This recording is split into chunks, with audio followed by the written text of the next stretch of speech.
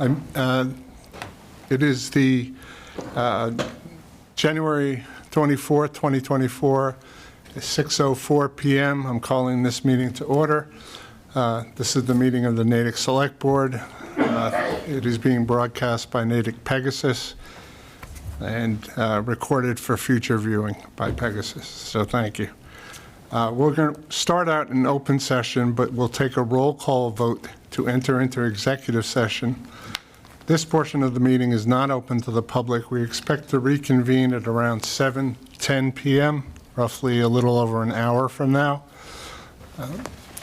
The reasons for voting to enter executive session are: A, pursuant to Mass General Laws, Chapter 38, S21A3, to discuss strategy with respect to collective bargaining or litigation where an open meeting will have a detrimental effect on the bargaining or litigating position of the public body, and the chair so declares.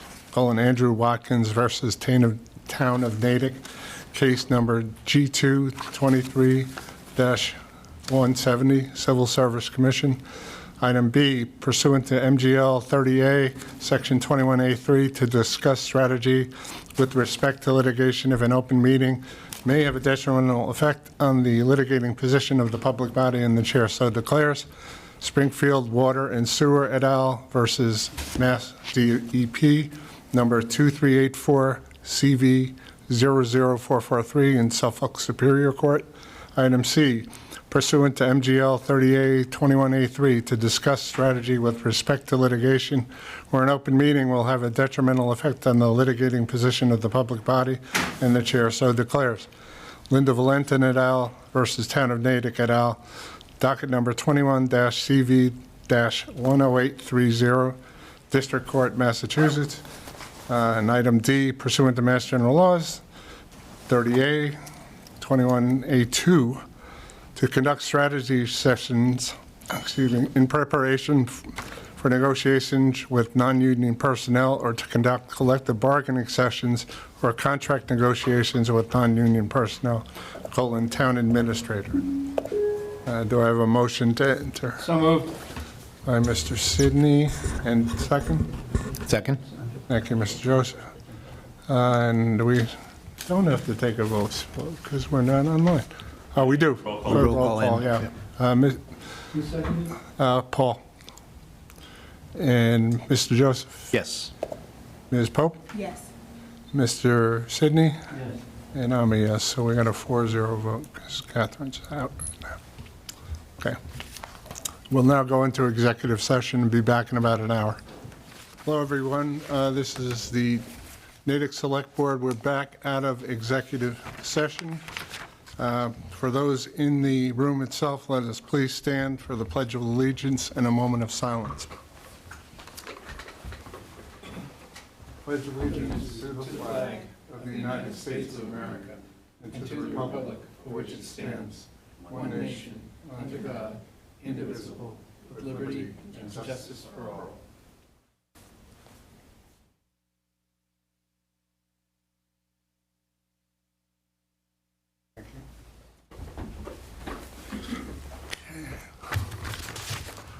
First up are our announcements. We have one, which is an open seat on the contributory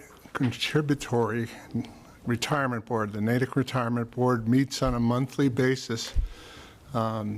This is the one appointment from the Select Board. There are other, it's very much regulated how many, the controller, whoever is in that position has is on that board, as well as two others. Jamie, would you run through that again, please? I just forgot. Absolutely, yeah, for the public's knowledge, and for the record, Jamie Erickson, Town Administrator. So the Contributory Retirement Board is a board. It's a 5-person entity. It's actually it's not part of Town of Natick government, but they serve Town of Natick employees and retirees. It's actually a state mandated. We're all required to have some type of retirement board. There are some regional boards in the state as well. But in the case of Natick, we have a Natick-specific retirement board and retirement office, and they work with all new hires, existing employees, and retirees on their retirement benefits. The town is part of the state's pension program. The retirement board itself is a 5-member board, 2 elected by the members. So as an employee, I'm a member, a retiree is an employee. From Natick as an employee, so we vote every 3 years on those 2 positions. One position is appointed by this body, the select board. One is, it's appointed, but it's really just whoever is holding the comptroller seat. And then of those 4, they actually appoint the 5th. So those 4 appoint the 5th, and that's the 5 members. And they oversee the functions of the retirement office. They have a full-time staff, 2 full-time staff, depending on their needs. They also work with the retirement assets. So the last several years, they've been very aggressive in like investing the retirement assets so that it can cover the costs of the retirement system, the pension system. Okay. So it is a very, as much as it's a, you don't hear a lot about it, it is a pretty critical board for the community. Very much so. And for existing and former employees, for sure. Okay. Thank you for that, Mr. Erickson. Okay, next up is public speak. Any individual may raise an issue that's not included on the agenda, and it will be taken under advisement by the board. There'll be no opportunity for debate during this portion of the meeting. This section is limited to 15 minutes, and any individual addressing the board during this section shall be limited to 5 minutes. Is anyone in the room wanting to speak? See none. Anyone online wishing to speak? Okay, moving on. Next item is select board updates. Do you have any updates from the board? Yes, thank you, Chairman Evans. I just wanted to share that we were fortunate to attend the Massachusetts Municipal Association. That is a tongue twister, and we had a fruitful time there, attending sessions and listening to the updates from our statewide as well as fellow local leaders about things that are coming out of the State House. One that I am super excited about was the Municipal Empowerment Act that Governor Healy and Lieutenant Governor Driscoll announced, as well as some more electronic announcements have gone out about that, but that's a great one that seeks to arm and empower and strengthen municipal government and services. So we look forward to how that will, how we can leverage that. And then just the other sessions that we attended, the meetings, the business meetings, the new handbooks, the new policies that are coming, the trainings on DEI. It was my first time. It was really exciting and informative and helpful. And we also saw, and I know Mr. Sidney will expound on this a little bit later, but about some really great things in reference to Natick and ways that Natick was used as a proxy for the good things that are happening here. Of course, there's always room for improvement and growth, but there's some great things that are happening and being recognized on the state level. So just wanted to share that. Thank you, Ms. Pope. Sidney, did you want to say anything? I'll bring it up during the Cultural Council Okay. Okay. presentation. All right, very good. I just want to add to what Ms. Pope said. One of the things that came across today was the Select Board Handbook that is now available and has been put together by a kind of blue ribbon panel of the MMA. And it is, I looked through it. Unfortunately, it's only online. So I took the liberty of copying and pasting it into a document, to a PDF, so that we would have a working document. But it's amazing how comprehensive it is. It has links to a lot of very valuable information and where go-tos, a lot of good stuff in there. So I'll PDF that. I'm also going to ask MMA to PDF it as well, so they have an official one. but it also has last updated this, whatever data. They're all January 19th now. But it's a really great resource. And I think as Mr. Joseph is not running again, we're going to have a new member. And I think this would be I'm going to send it to that person as well. Well, it is publicly accessible. You don't have to be a member of MMA to That read is it. also true. Yep. Thank you for that, Mr. Sidney. That's right. In case you get the urge, you can. Yeah, it's a good way to scare people off. I worked for the Finance Committee for a year. All right. All right. Any other updates? All right. And to discussion and decision, Natick Center Cultural District's 2023 year-end update. Welcome Ms. Pandolf to the podium. Good evening, everyone. My Good name is Athena Pandolf. You have to turn the mic. The mic is not on yet. Just press the button. There we go. There you are. Good evening. My name is Athena Pandolf. I'm the Executive Director of the Natick Center Cultural District, and thank you so much for having me. Just for those who might be watching that aren't, familiar with what the Natick Center Cultural District does, we are a nonprofit, which is the Natick Center Associates, and we manage the cultural district for the town of Natick. And so we provide events such as Natick Nights, Multicultural Day, and many other things, business support, public art, things like that. So I just always like to say thank you so much for the support of the town and the select board and the town administration for the help that we receive for running our events and just for support in every way. And so it's really a celebration. I mean, 2023 was a great year. We had a lot of things going on, a lot of wonderful events. And so I'm really just happy to share that. And I really feel as though the culture and the cultural district helps to create the community connection and enhances commerce in the downtown as well. And so all of these things working together just made 2023 a great year. And you should have received, the annual report, which just gives a brief overview and update on some of our finances, which are pretty simple. I mean, we have about 3 basic revenue streams. We receive money from the town of Natick. We have memberships, sponsorships. We raise money through some of our events. We also have the farmers market, weekly farmers market. Shout out to Deb Sayre, who does an amazing job with the farmers market and runs that weekly. So we're very thankful for that.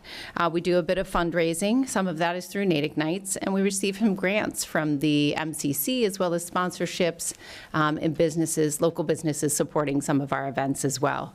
And so financially, we're in good shape in 2023 and going into 2024, and our expenses are pretty simple as well. Most of it is for staff, programming, events, and we do pay rent for our office, so there's a little bit of overhead as well. So all of that being said, I think financially we're in a good position. We pretty much spend everything we get, which is great for a nonprofit, which is the way it should be. We really feel like what we do benefits the town, and I know as a town resident myself, I'm very passionate about that and what we do, and I think, like I said, there's a lot of things to celebrate. Some of the sponsored programs that we've highlighted are, Art Across the Globe, which is actually extending into this year. That's an online event, which is actually artists in person who are creating art in real time from in India. And so that was 5 sessions. It'll be again happening. And then we had the Art and Lights, which was something at the beginning of last year, which we've continued as well. And that was some of the creative placemaking, the lights on the side of the Clark's Block and in my office and so forth, which I have to say, give a shout out to the DPW, because Art Goodhine did an amazing job taking some of that with the DPW crew, reworking it and putting it on the common with the Natick Center in lights and everything. So, I mean, they just did a fabulous job. And again, I think it's really about partnerships. I mean, we are successful because we have wonderful partnerships with all of these different departments and people. We are the fiscal sponsor for Earth Day, Natick Days, as well as Natick Artist Open Studios. And so just hosting these events such as the Holy Festival, Natick Nights, Art Walk, Juneteenth was wonderful. And Mrs. Pope joined us for that and was a speaker, as well as Troy Smith, the new Equity Outreach and Inclusion Officer. So all of these things really coming together just really make Natick Center a great place to be, as far as I'm concerned. And then also just alongside of that, we have the business support part as well. So one of the things that we've been working on is just, we always want to support the business and the business community. One of the ways we do that is we have member meetings, we have nighttime meetings, we have morning meetings, just to provide that networking opportunity to share what's going on in the town, what's going on with the businesses, so we can really support them. And we try to be the liaison for any issues that arrive, and we help promote their businesses as well. And they're able to partake in the different events that we have in the downtown too. And adding into that is the public art projects. In 2023, we finished up we actually started the Adirondack chairs, had 5 sets of those painted, and that was worked out with the Community Economic Development Department through that grant, so that was wonderful. Most of them ended up on the library lawn for reasons I won't explain, but this ED department was great. They purchased some resin chairs for the common, and I think really just seeing the community out there, enjoying that, and just really creates that sense, again, of community, that culture, and when things in the world aren't really perfect, it at least allows us to enjoy that. We completed the traffic calming project, and also we had some painting there. There was the Studios Without Walls exhibit that we partnered with the Friends of the Natick Trail, and Josh was great with that as well. And so really in 2023, we have a lot of just different events coming up. Again, we have the Art Across the Globe. We are going to have the Women Entrepreneurs event, We Love Natick, as well as Art Across the Globe. We have an artist in residence too. She's going to be hosting free workshops throughout at the Morse Library, at Walnut Hill, and also at the Community Senior Center. And Art in Bloom will be back as well this year, and all the other events that we've done. So, I think we have, we have a lot of other things. We have the public art project coming up, again, that we're working with Jillian and Claire on.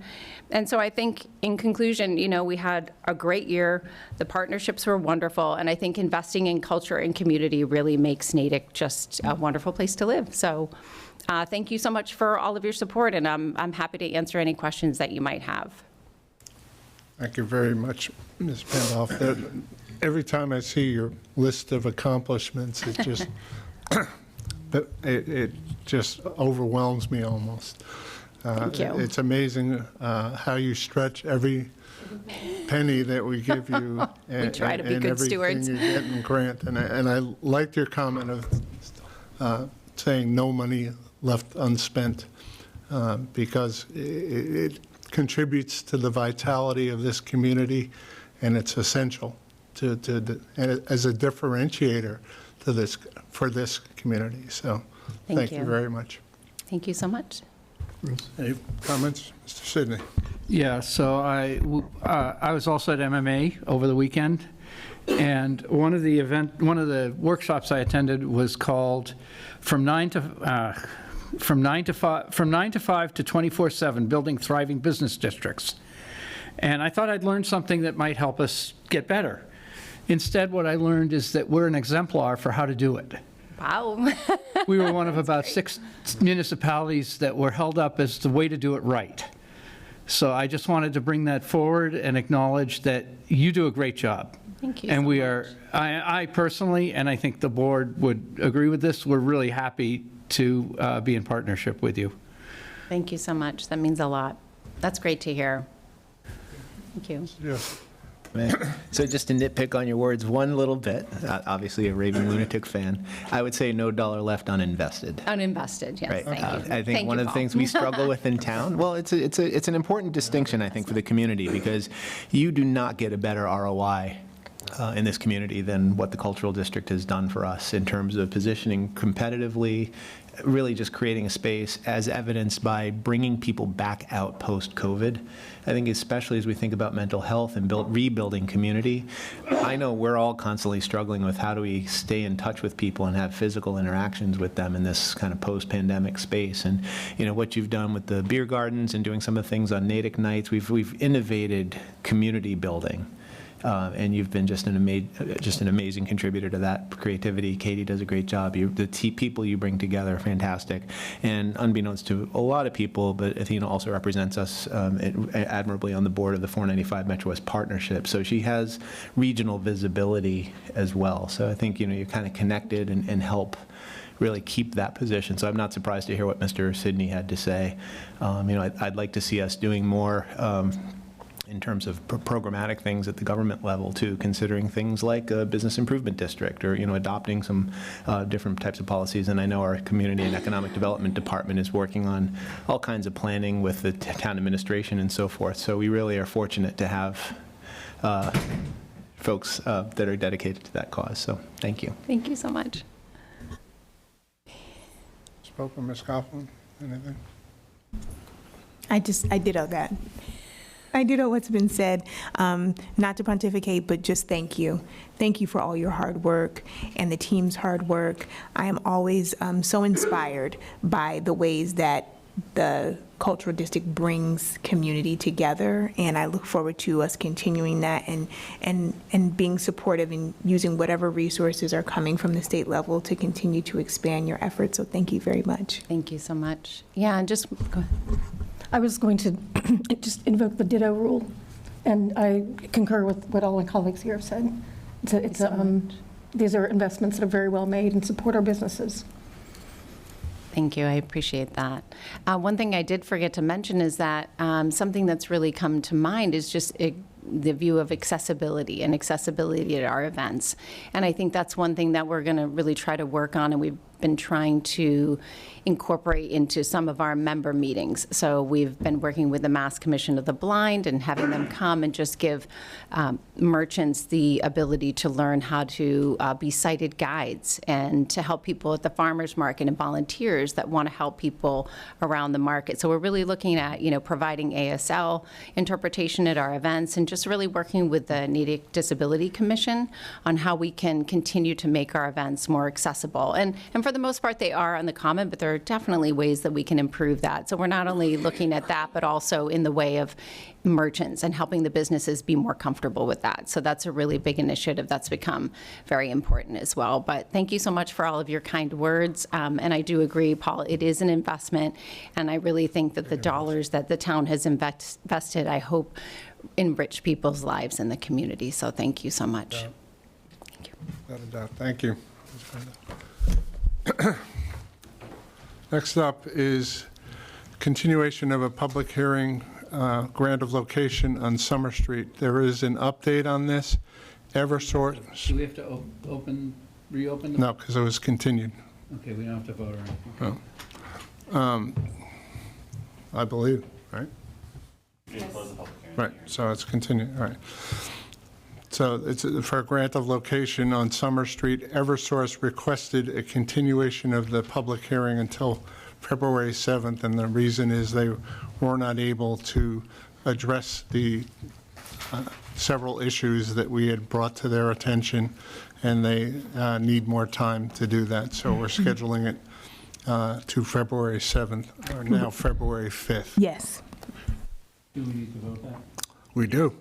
Okay, move we continue the public hearing to February 5th. Okay, do I have a seconder? Second. Seconded by Ms. Coughlin. Yeah, your mic's on. Huh? Sorry.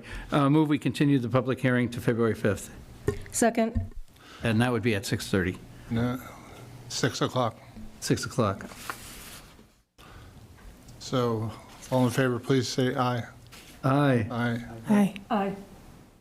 Okay, on to, Can I just ask for clarification for the public? February 7th is the typical meeting schedule, but we're actually holding the meeting On the 5th. on the 5th for that week, Yes. just for those watching, yes, thank you for that clarity. which is Monday instead of Wednesday. Right, Yep.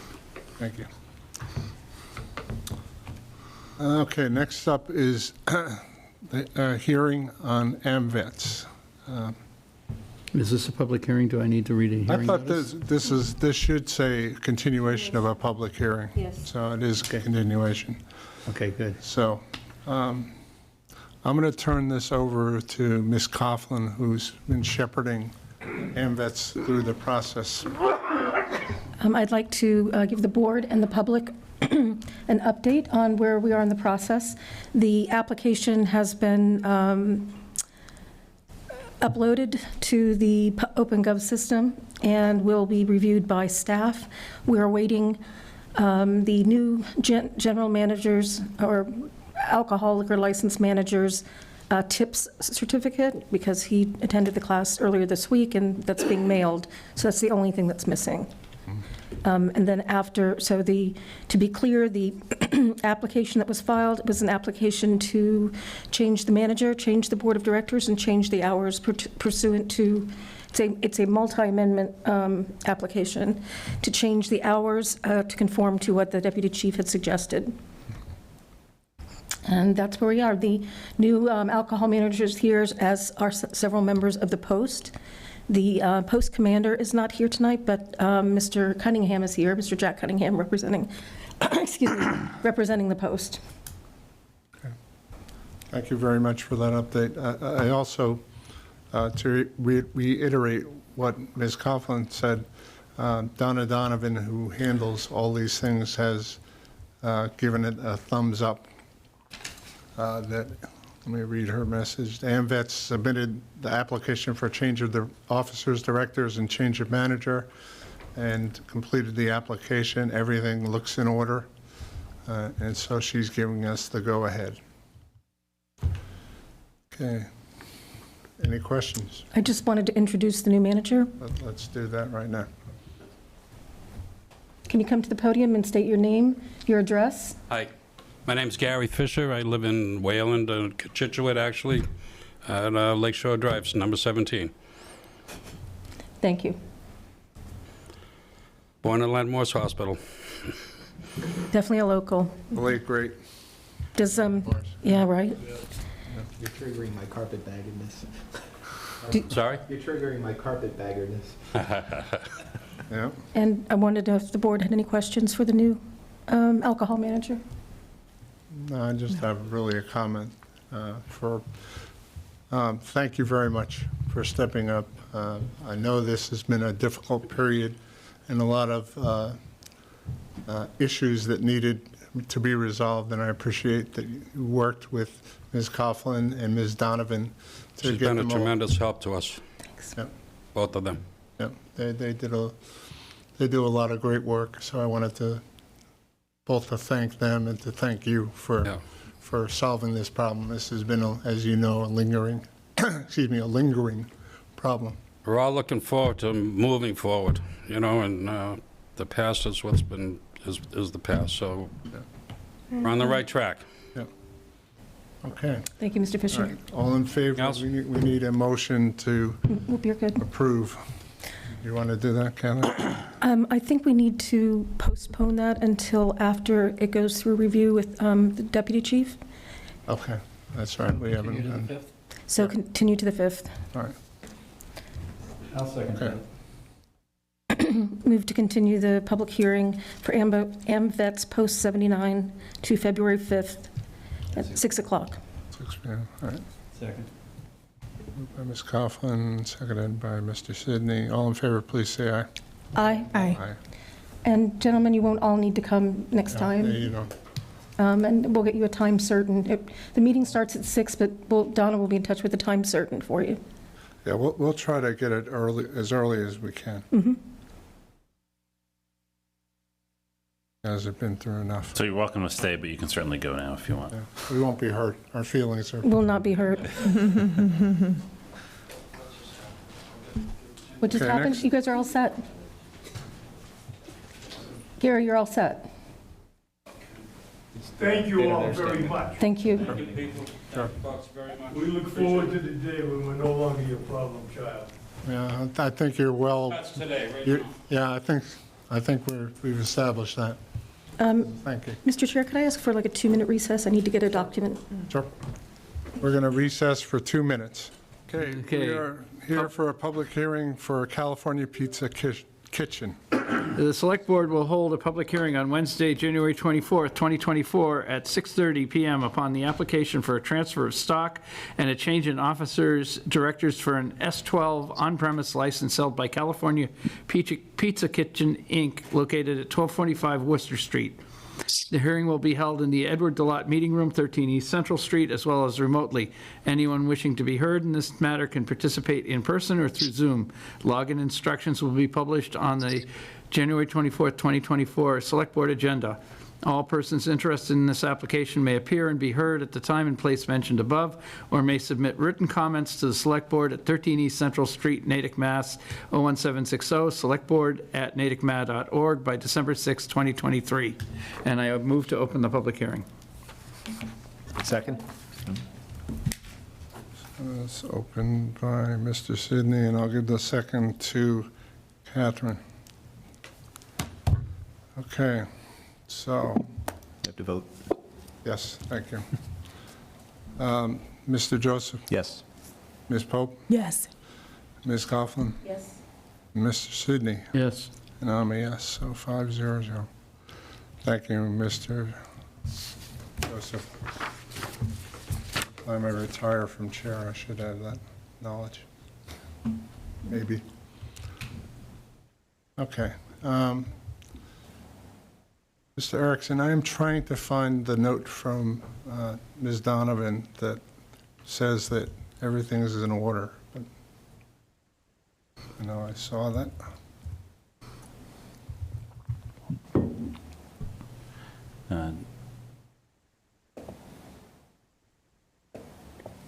I know I see a bunch of documents that came off of Novus. Yeah, let me look at Novus. It may be out there. It's a good idea.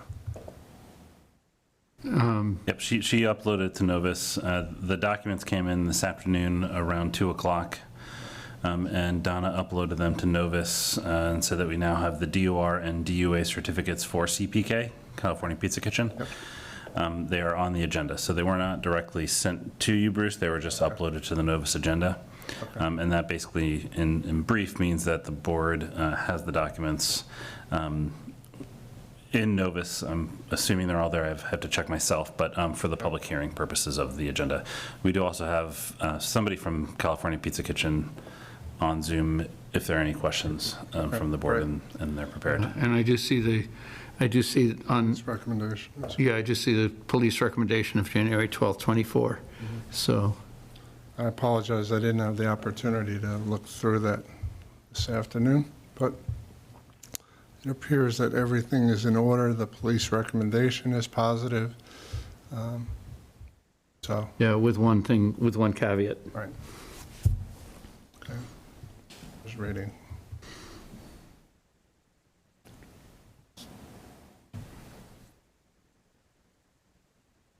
Okay. But it sounds to me, all right, I'm going to read the update from, I'll read the whole thing, actually. The comments from Deputy Chief Lazan are, we've completed a background review of the following applicants for change of corporate officers, directors, LLC managers, as requested, including Jeffrey Warren, no, I'm going to butcher this, Harshvardhan Chaudhry, sorry, Michael O'Donnell, Ashley Fick Sheets, Kendall Jones, and Daniel Kokini, and would recommend that the Select Board approve them as requested. Regarding the change of manager requests for Matthew Stewart, he should be asked to contact me directly so we can ascertain answers to a few questions prior to making a recommendation for to the board. That was sent on December 12th.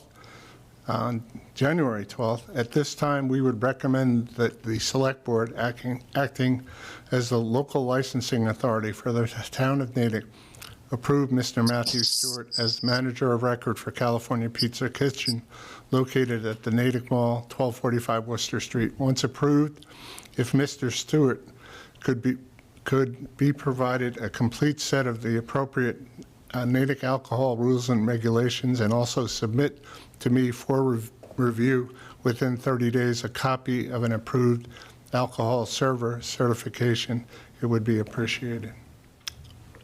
Okay. So how do we want to proceed here?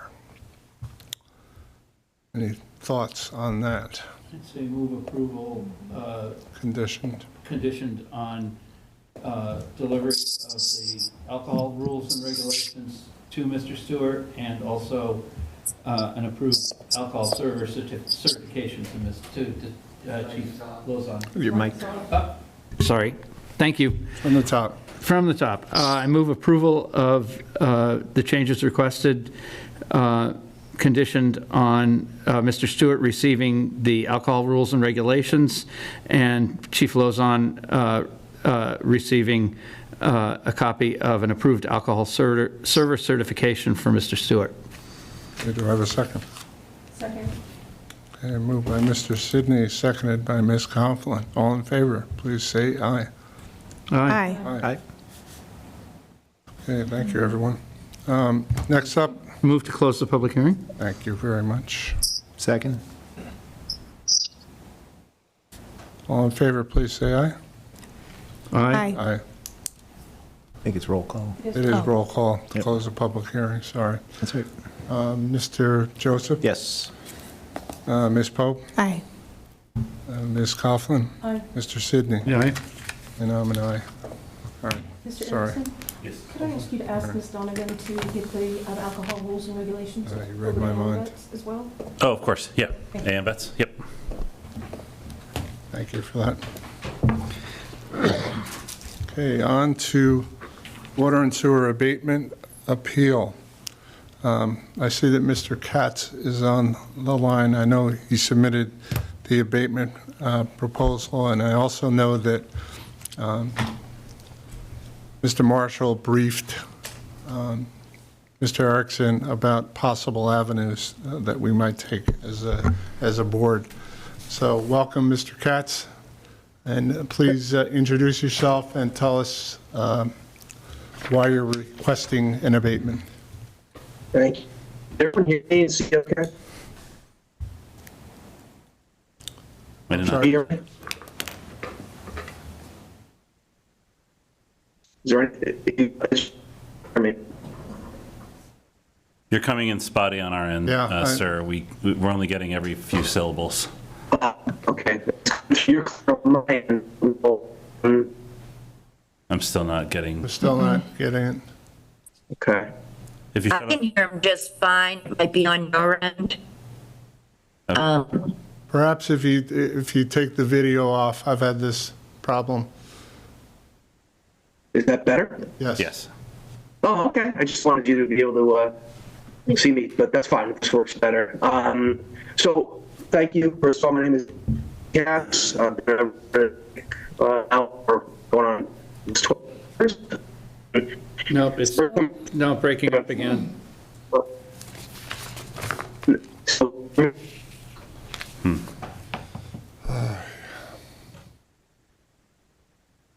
you're maybe in the room there? Sorry, you're breaking up. Let's just pause for a minute and see if we can remedy this issue.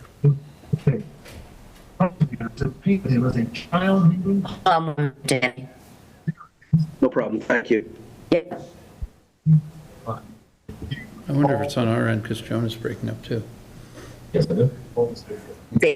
Me and Okay. Yeah. I know. Technology is great when it works, I right? wonder if it's us. yeah, It could be on their end. last night at school committee, or 2 nights ago at school committee.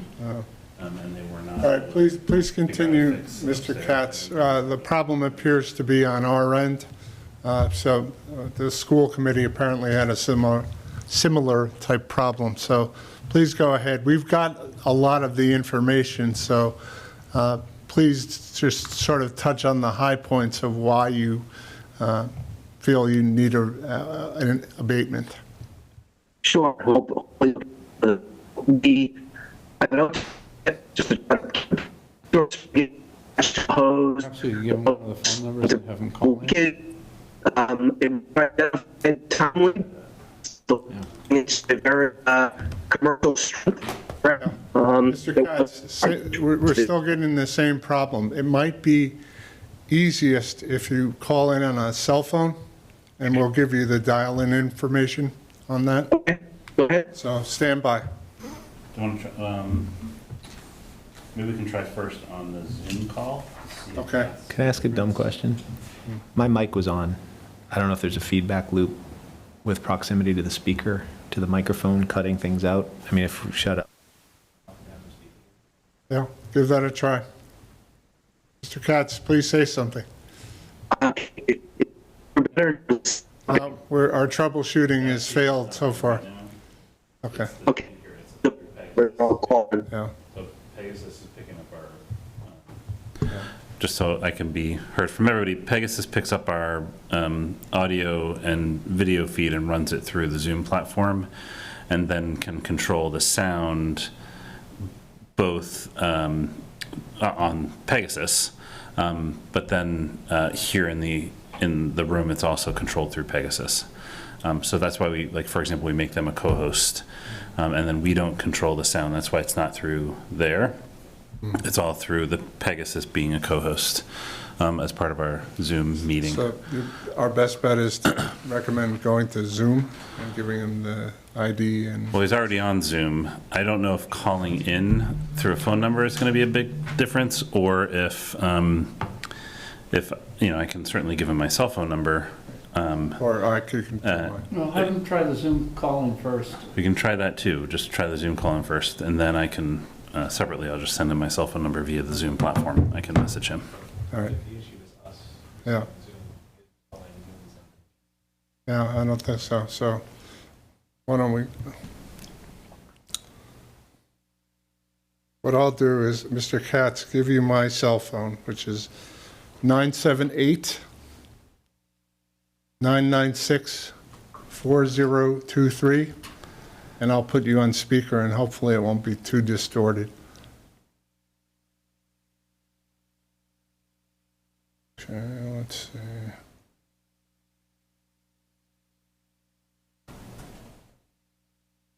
That's not what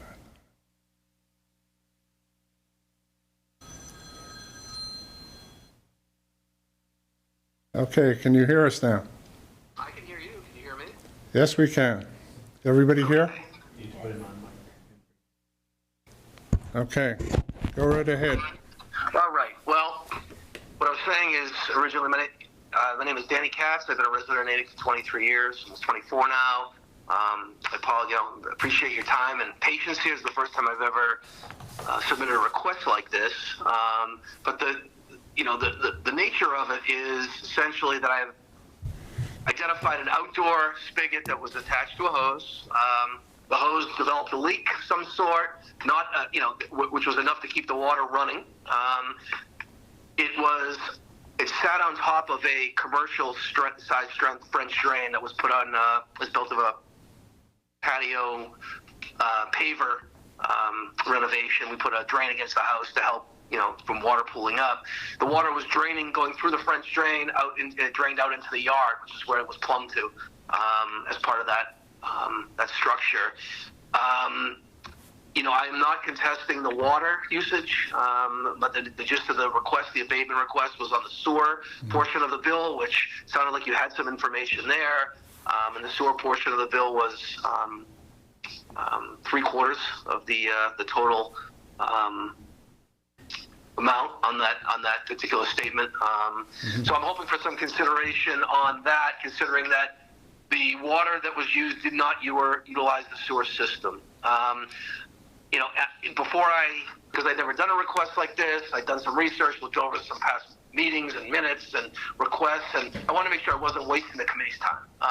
It did appear as though there was a meeting on April 12th where there was a very similar situation to mine with a hose and an outdoor spigot, and there was some relief granted on the sewer portion of the bill as well. So before I submitted this, hoping the committee would consider a similar type of resolution. Thank you, Mr. Katz. I'm going to turn it over now to Mr. Erickson, who worked with Mr. Marshall to discuss possible relief. Certainly, thank you, and thank you, Mr. Katz, for your willingness to call in on a cell phone for this evening on this odd issue that we're having. But just leading the review of this was really following the water and sewer abatement policy as adopted by. I'm not hearing Mr. Erickson right now. I'm sorry. Okay. I'll try to have you the cell phone anyway closer to me, and maybe you can hear. Can you hear me now? Better. Yep. Okay. Thank you.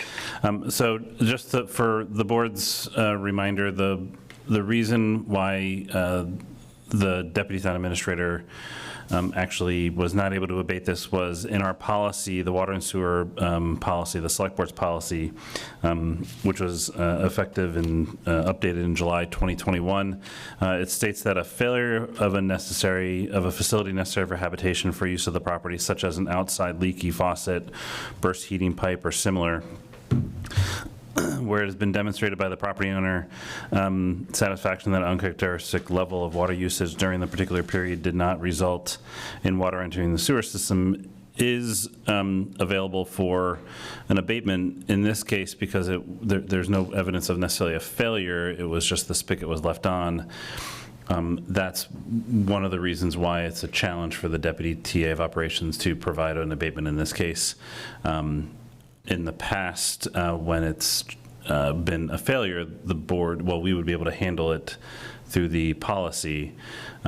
Previous to the policy being amended, or in the past, there have been, the board has had a mixture of cases whereby if it's just, it was accidentally left on, the board has had basically either abated or not abated that, depending on the situation of the homeowner. If the board, in the case of a failure of a facility such as this one, just reading from the policy, the water portion of the bill shall not be abated, but the sewer portion of the bill shall be abated on the average usage of the preceding 3 years of the billing cycle. So basically, we will look at the 3 years of the billing cycle, see what the average usage was, and then we work to abate the sewer portion down to that level. We would still bill the water portion, but it's just the sewer portion will be billed at that average of the 3 years. If the board so chooses in this case, again, this was not necessarily a failure. It was, at least we could not, my understanding from the deputy town administrator that he was not able to confirm that it was a failure. The average of the prior 3 years during the 9/1 billing cycle in this property was 37. So year one was 46, 31, and 33 for the 3 prior years. So that would mean that there's a distinction or a difference of 43 units. So 80 units was this bill that was used. Average of the prior 3 years was 37 for this billing cycle. Units for consideration. These are all actually 37 and 43, or those are already at the tier 4. So usually we also look at the tier where the average is, but 37 is actually already at that tier 4. So the billing, should this have been something we could have done administratively, we would have abated just to that tier. So that would be a potential abatement of the sewer portion of $902.57. It was, if there's any questions there, please let me know. I know it's a little, it's hard to explain. 902.57. No, I think I got the gist of it, and it's fair with what, if I understood correctly, it sounds, I had never contested, look, the water got used, and it was the, and I didn't use the sewer system. I went to the yard, drained out to the yard. So it sounds like there's a potential abatement of about, I think it was a $1,500 sewer charge, and you're talking. I think you just mentioned $902 is up for potential abatement. That seems reasonable. Yeah. Correct. So for the board's sake, the overall sewer bill. This is a property that also has an irrigation meter that is not impacted by this. The overall bill for this billing cycle for the one that's seeking abatement by the property owner, by Mr. Katz, is $2,100. That breaks down to a water use charge of approximately $566, irrigation of $27, sewage uses of $1,501, and then a meter fee, a $5 meter fee, which is standard on every bill. So the abatement of just the sewer portion, taking the 80 units, but reducing that down to 37 units as if we were billing 37 units, the abatement would be $902.57. Sounds very logical. Thank you. Any questions from the board? I didn't see this, and if forgive me if I missed it, what is the typical irrigation bill? And I'm sorry, when you say the abatement is 90257, does that mean the 90257 is coming off, or that's what's that's the balance remaining, that's what's owed? And I don't believe Mr. Katz heard the question from the board member. So, Mr. Katz, we're also having a little bit of a dialogue here as well with the board members. And it's hard to pass your phone around to each one. Yep. I'm sorry, I'm Mr. sorry, I Erickson. didn't mean to interrupt. I did not hear the question. That's okay. I'll let you know. The sewer usage bill, not the irrigation bill, the sewer usage bill. What's that typical bill? So the typical bill number of units is 37.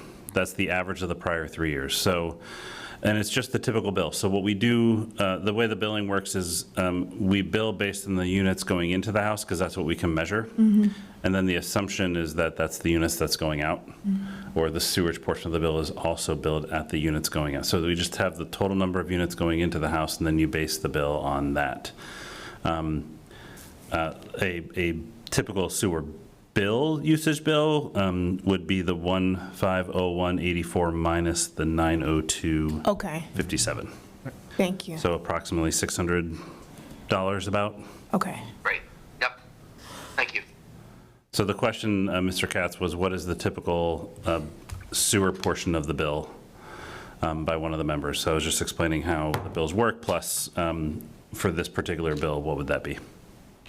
Thank you. Got it. Thank you. Any other questions? Okay, do I have a motion to, Mr. Sidney? I move we abate the bill for 90257. Have a second? Second?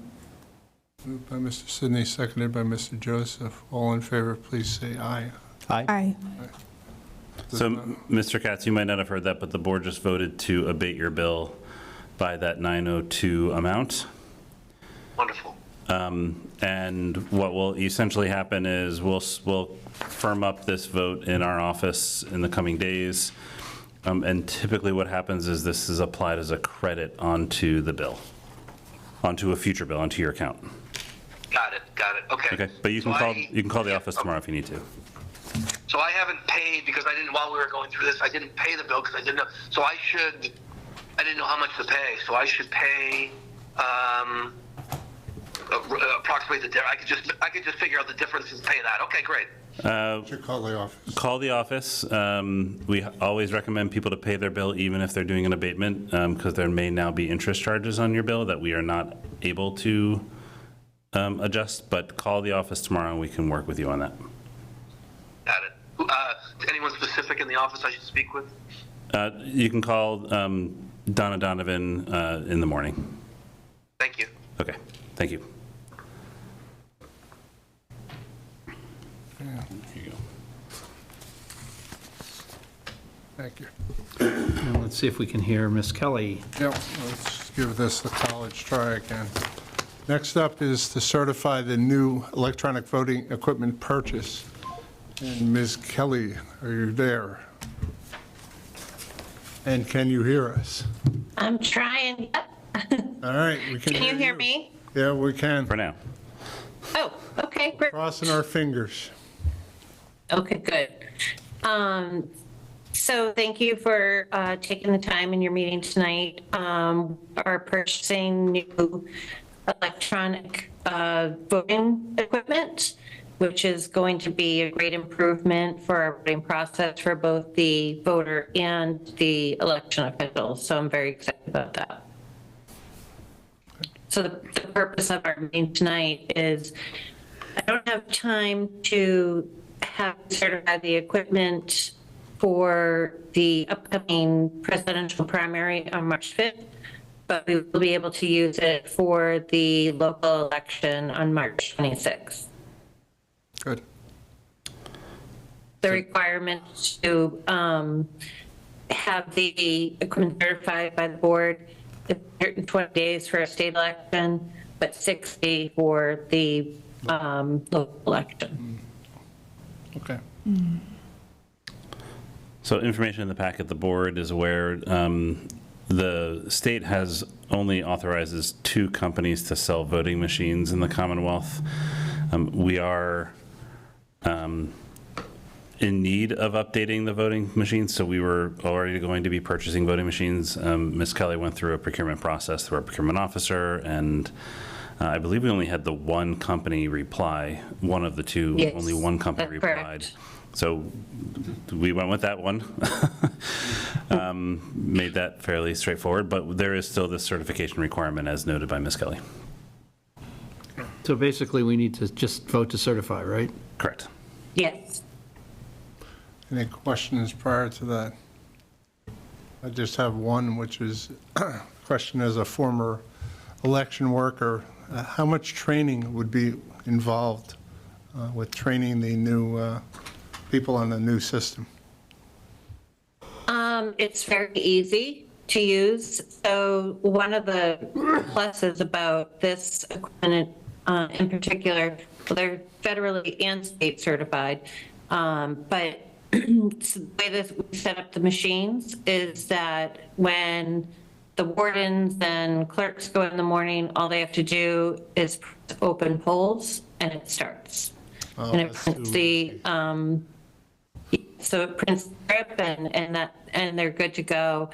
It has very little incidences of jamming, which is a problem that happens with all the mail-in ballots and the absentee ballots because they're folded.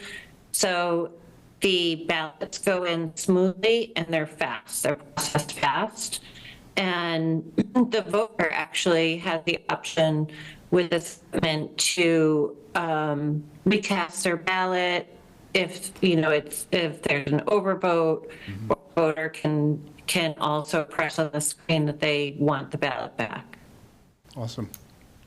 Awesome. As a former election worker, the bid on the jams just warms my heart and all of those of all the election workers. Thank you for. And it'll be good to have machines that are actually maintainable. That was the other problem. Yeah. Okay. Move to certify the voting machines? Okay, do I have a seconder? I'll second. Second. Just for novelty. All in favor, please say aye. Aye. 500. Thank you very much, Ms. Kelly. Thank you. I appreciate your time and I look forward to improving the voting process in Natick. Thanks. Thank you. Have a good evening. Thank you. You too. Enjoy. Okay. Moving on to referral of zoning articles for Springtown meeting. We have 2 additions this week. All right. So I will bring up shortly. So these were provided the board today, but they are on Novus.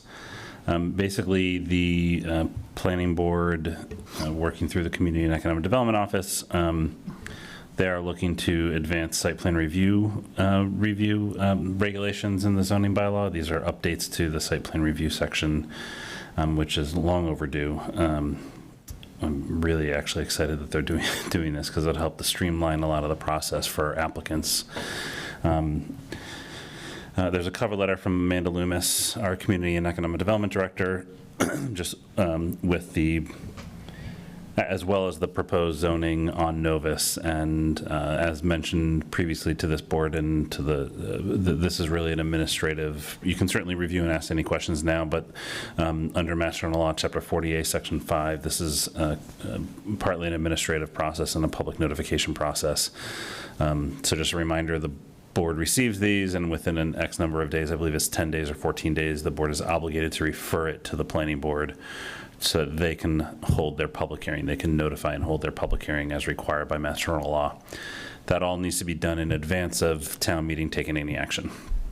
So what we're trying to do is try to get these in front of the planning board as soon as possible outside of the cycle of town meeting. A lot of times, and it's fine, but a lot of times, we see zoning come in at the time of the warrant closing for town meeting. This is us trying to get this well in advance of that so that planning board has enough time to review and there isn't a condensed, the town meeting will be prepared to take action. Yeah. Yep. Okay, great. Any questions from the board? Can we do one motion? Yeah, it's just one, It's just one just article. one. I misread it. Oh, okay, so it's, okay. Just Yeah, one. move to refer the zoning bylaw amendment of via I-DD special permit procedures to the planning board. Do I have a second? Second? Moved by Mr. Sidney, seconded by Mr. Joseph. All in favor, please say aye. Aye. Aye. It's referred. Can you Okay. just quickly clarify, special permit and site plan? That's what, I thought that's what I said.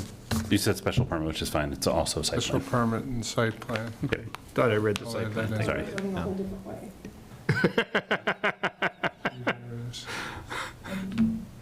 No, thank you. This is a very This is excellent definitely valuable. advancement of a good priority for improving our zoning. Yeah, and I just wanted to give a shout out to both the planning board and the Community and Economic Development Department for all its work cleaning up the zoning bylaws, making them more readily understood and straightforward. And this pays back by eliminating a lot of confusion. So thank you for that. Okay, next up is consideration of school select board sponsorship of town meeting warrant articles. I don't have anything at this point, so So this is partially just to get the board's this is just, mind flowing on any articles the board may want to sponsor. I do have one just for the board, and we can further discuss it. I'm just getting on your radar tonight, if that's okay with the board. sure. And if anybody else has ones, obviously, I'd love to hear what the board might want to look at. I know we've talked in the past about various ones about troubled or abandoned properties, things along those lines. We still need to meet on that to talk. Yeah, that's fine. We've had a lot going on these last few months. Oh, yeah. So Ms. Kelly's not on anymore, but she has been, as a new clerk, she's been looking at the different responsibilities of the clerk's office. And one article of our bylaws that has come up that it's Article 42, and it deals with basically licensing fuel oil facilities, like flammable storage facilities. And Article 42, it also references Mass General Law, Chapter 148, Section 13, which requires licenses or business owners on that land to file a certificate of registration with the town clerk, as well as have a license through the select board. One thing that's interesting about how it's noted in our bylaws is that our bylaws also have a fee component written into the bylaws. Sorry, I'm just pulling it up, the full article. And so every year we do this process. It's about the storage of fuel oil for various sizes. And then it has a fee structure to it. And really the process is largely because of Mass General Law. It's following Mass General Law, but because the fee structure is built into the bylaws and because it's largely administrative in the sense that our fire department already does inspections, the town clerk already has a process. It's largely governed by Mass General Law.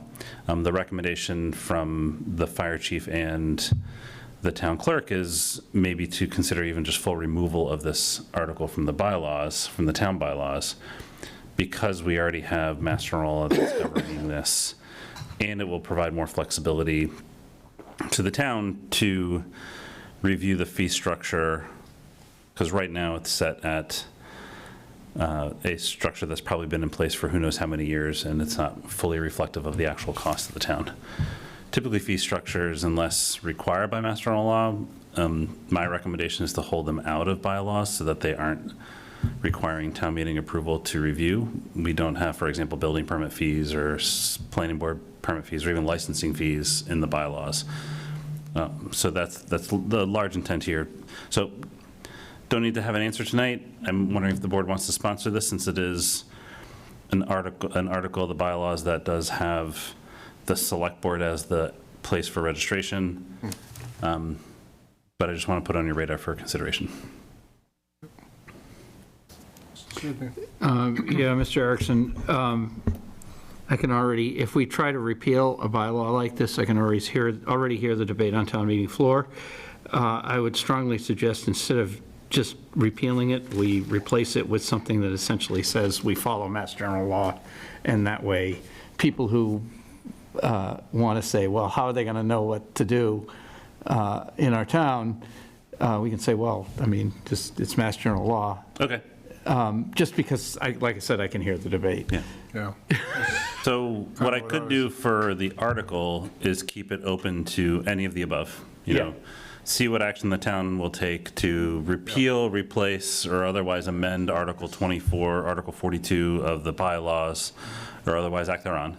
And then the motion. Yeah, the motion. We can start with, we can have maybe two options. One can be full removal, and then one can be we follow Mass General law, and see if there's true debate or not. Because I'm hearing you completely, and I want to take, in this case, the path of least resistance, and if it's just a matter of we follow Mass General law and we just leave it at that, that's understandable. Yeah, and I just heard that debate 18 times when somebody said, when we try to take something out that's already there. But please review Article 42, please review Mass General law, please review if you have any questions from the past, because I just want to get it on your radar, because I'm not asking for you necessarily to sponsor it right now. I just want to make sure that you're comfortable with that. So far, I'm not hearing any red flags or any explosive materials that I should be aware of. So, thank you. Sounds good. Easy.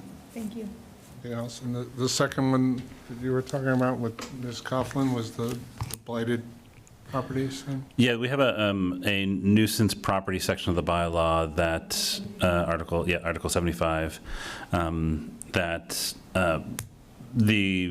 and it's been used, I've received requests, maybe 2 or 3 a year, that I then refer to the appropriate authority depending on what it is. Sometimes it's a Board of Health question, sometimes it's a building code question, sometimes it's both, sometimes it's a DPW question, and then I receive a report back, and either there's an action that comes from it, or we find we can't take an action, or it's outside of our jurisdiction. There's different responses depending on what the item is that's being requested. It follows largely the state law, but I think we can certainly review it and see if there's additional teeth that we can put in there, or that do have teeth and are not limited only to health concerns or structural concerns. So things like a house on a street with boarded up windows, that's a complaint. I mean, I have tons of photos of, I'm not necessarily talking about high grass. What I would want to do if we did this is make it, I have some ideas about making it possible for those who are elderly or disabled or unable to take care of something, that we have a clause. And, maybe it's something that somebody at DPW can remedy a situation, not the boarded up windows, but something else. And if the person cannot afford what that would cost the town to do that, then they could come to the Board of Selectmen for a waiver of the fees.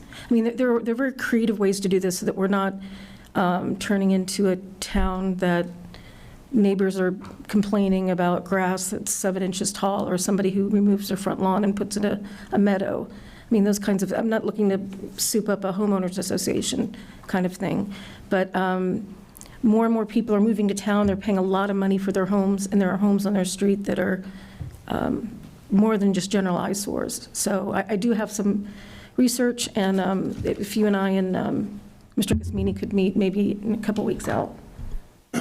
certainly, yeah. Thank you so much. Also, I know when we looked at this in the past, there was one, and I'll have to look up the town, somewhere I thought towards the Cape, that had a really comprehensive bylaw. Yeah. Maybe it was Agamon. Maybe it was. No, Agawam is in Western Mass. It's out by Western Springfield. Mass. What am I thinking? There was one on the Cape. Yeah, I can't remember which one it was, but I'll look that up again and just forward it to you. So you have it. I hate to bring this up because we went through this with agony at town meeting a few years ago. But we've had some emails about whether there's a noise bylaw. And there were a couple of good options that came before town meeting and got voted down, but it might be worth reviving one of the less restrictive or less overblown one of those and seeing if maybe we can get it through town meeting. Just, set construction hours. We do have construction hours on the bylaws now, Yeah, we do. In the zoning, but in the general bylaws too. In the it is? general, Yeah, okay. Sorry, I didn't mean to cut you But off. what, it might be worth looking at some of what was brought forward a few years ago and seeing if any of it's worth bringing forward.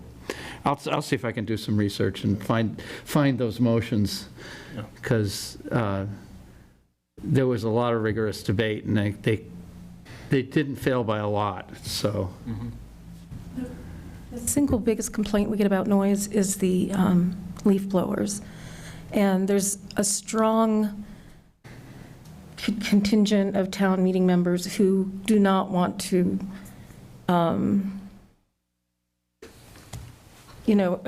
undermine the landscapers and require them to use electric, which many landscapers say are not as powerful. So that's something we're going to have to address. Yeah, you could probably do a carve-out of some kind. Well, I think some of it's just getting it so that they don't start, at 7 o'clock on Sunday morning, which sometimes they do. Get them to set some hours when they're allowed to do it that are outside of, regular Sabbath hours, like, Saturday and Sunday morning, right? The unfortunate reality is that many of the landscape companies have a set number of properties they have to address, and it's an outdoor activity, and they do it when the weather permits. So I don't think we should be looking to Well, let me see if I can. move beyond the reasonable limitation of that. I mean, we're not going to prohibit it for a great length of time, but maybe some of the hours, not. Yeah, well, let me- Somebody is always going to have to be first on their list Yep. to do that. Well, let's see, I'll see if I can find those, because, they've got to be, the proposals have got to be out there somewhere. I can probably find them and see if any of them are reasonable to bring forward. Worth doing. I don't think we need to reinvent any wheels. They did a good job. The people working on that years ago did a good job of figuring out something, so. It'll be interesting to look at the votes back then. Mr. Erickson, doesn't the state have decibel limits? I thought we would look this up with the generator issue over in West Natick. It's pretty high. It's pretty high, and there's also a requirement to understand prior or The ambient noise. the existing conditions, because it's not just, That's you right. can't go over this, but you also have to have documentation of what That's right. the pre-existing or ambient noises or what have you at that location, and that's just really challenging Yes. to prove. So yes, but is kind of my response. No, you're right, I forgot about that. They have to test, you have to stop the noise, test and you have, like decimal meters on your phone. They're not terribly accurate, but No, the examples that I've used, they've actually pulled in like a noise expert who has the Yes. proper equipment, who Yes. can do existing condition analysis, and then for something like a project, like a generator or a building project, you then do post-condition analysis, and you have to figure out is it truly that project that's causing it? And because there could be other things that are causing it. right. Noise is a very, very tricky sort of item to regulate and item to enforce. We can certainly put something on the books, but if it's not enforceable, I kind of caution, because it's just putting things on the books that then we're going to get called, town administration or whomever it is going to get called to try to enforce, and it's going to be how do I enforce that? Do you think we need a part-time enforcement officer? We can certainly use more staff. I mean, We could have used a part-time enforcement officer many years ago. So yes, we can. I think there's just a balance there because of just the needs of the overall town. Yeah. we have a lot of enforcement challenges, from signage to conditions of approvals. We've gotten a lot stronger with the increase in some of the staff that we already have in CED on especially those projects with special conditions, like ZBA project with special conditions or planning board project with special conditions, ensuring those are enforced. A challenge is a big challenge, and this is not unique to Natick, is really the long-term enforcement. So a project might have gotten built 20, 30 years ago. Right. Are they still compliant today? That's almost virtually impossible. We're just going to be constantly chasing that for years. I don't think there's not an easy solve for that. It's not unique to Natick. That's in a lot of, nearly every community works through that. But a part-time enforcement officer is certainly something that we've talked about in CED. Right now, we're just having a challenge even hiring a building inspector, though. So Still. Yep. The job market is extremely challenging. I know we're a little bit off of the agenda item, but okay. I can certainly consider this town administrator notes. We are definitely still having, we're thinking of very creative ways. One of my goals for this next year is to figure out even more ways to get creative with hiring and retention. But we have, for example, 4 or 5 openings now in the custodial staff, 4 openings in DPW. We may have just gotten additional 4 firefighters through the academy, but there's still openings in the fire department. Chief Hicks only just, I believe yesterday, hired the final 2 seats for dispatch. We've never been full for dispatch since for the last 4 or 5 years. Mm-hmm. Police, he just sent 3 more people to the academy, pending how they do. Hopefully they'll fly with high colors and high marks. He's finally got near full staff for police, but that's been also many, many years. So we're still being, we still have some challenges with the hirings. Yep. So, like I said, the building inspector, we've had that position out there for 12 months. Yeah, 6 to 9 months. Yeah, at least. We are making do. We use a lot of former building inspectors as retirees, and we hire them up and let them work for us for on an hourly basis, which has definitely helped. My concern just moving forward is that this is, 1, certainly not unique to Natick, but 2, it's a chronic issue that's facing all municipalities in Massachusetts. That's why the governor's bill is seeking to try to allow for more flexibility when it comes to hiring back retirees to do part-time work. Regional Board of Assessors, that's probably not right for Natick, but for a lot of communities. Mm-hmm. Assessors, they can't even hire assessors because there's just not enough people going into the field. We're fortunate that we have a very strong and good and talented assessing department. But that might not always be the case. And that's just one department. We're seeing some of these challenges in a lot of our departments. So there's definitely a lot of specialized expertise too. If you have kids, profession, job security, they want to go into civics, they want to go into government.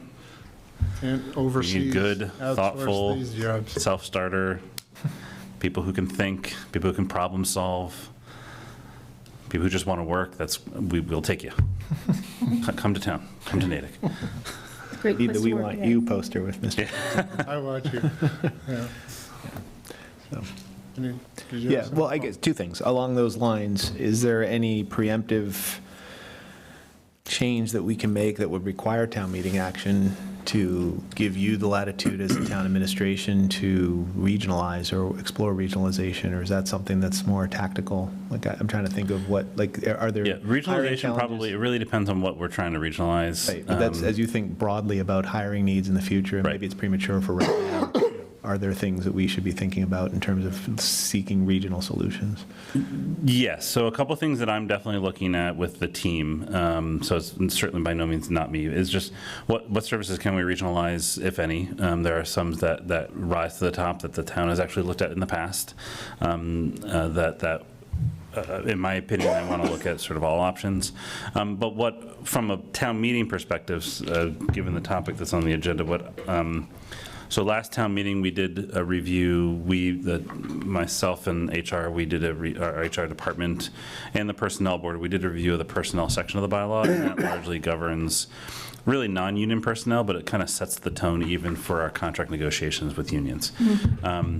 One thing that, in that review, we were focused more on the role of the personnel board and allowing or giving just more flexibility when it comes to the time that it takes for us to do the work. And the personnel board is great to work with, and I really appreciate their role. But there are times when I need more flexibility in a job description change or a hiring recruitment process that the time to go to a personnel board to then come back, it just takes up more time than for even some of the smaller things that I might like to be able to do too. And sometimes that's even just to retain an employee in-house. I need to be able to just make that change and move forward to keep that person in-house. So I think we made some of those changes. What I'd like to also do is scrub that personnel bylaw from some of the other components. So that includes everything from like sick leave, vacation leave, and really a lot of things that may make sense to keep in there, or may make sense to pull out, or just may make sense to rework the language to make it more consistent with really what we're seeing from people who are trying to recruit to come here, or what happens in the private sector more often, or other components of a benefits package that we can provide that is in that section of the bylaw. One thing we're also doing this upcoming year is we're going to be doing some benefit survey work with our employees. On the heels of the PFMLA discussion that happened at Fall Town Meeting, we want to do it at a time where we're going to get the most engagement. So annually we do a open enrollment program. I think every business does it as well, but we're going to be doing that at the end of ours is the fiscal year. So we're going to be doing some work there. That's less town meeting, although if PFMLA comes back up at town meeting, I want the board to know that we are working on advancing that conversation internally, because we offer a pretty comprehensive benefits package, but we still can learn more about what can we do differently, or what can we do more, or how can we adjust things. Good idea. So, and some things we might be able to adjust, some things we might not. Right. So from the sort of bylaw perspective, building in the flexibility is going to be key for allowing sort of town administration, the select board, to be able to make decisions more expeditiously. The other thing in the coming year that will be town meeting articles, but not necessarily something that is new, is really the union collective bargaining agreements. So we started discussions with 5 that are up for expiration this fiscal year. That includes the libraries, the clericals, the 2 DPW supervisors and laborers, and dispatch. And then there'd be 5 more next year, which are the police, patrol, superior officers, the 2 fire deputies and firefighters, and custodians. So we're actively moving those along as well. In the one of the upcoming board meetings, we'll have a discussion, an executive session about that. We are just getting those. We're in the infancy stage of those negotiations now, so we're just getting into the meat of some of the dialogue, but those will be town meeting articles for consideration, possibly this spring, more likely next fall. Right. Bruce? One other. I bring this up, it seems, every town meeting at this point, but I do want to revisit, especially in light of, I think, the state uncertainty around finances, certainly municipal uncertainty around finances, the fact that, we're moving into the next few years with a lot of volatility and probably foggy crystal ball. The use of one-term funds is waning post-COVID for sure. At the beginning of my term, which now ends in March, we started, I entered this position thinking we'd be already having a conversation, if not trying to put an override on the ballot for this year. We've been very successful in avoiding that need, managing the resources we have effectively, and kudos to the administration for staying on top of that and ahead of it, and the finance department working together. I mean, it's just been an amazing effort to get blood from a stone.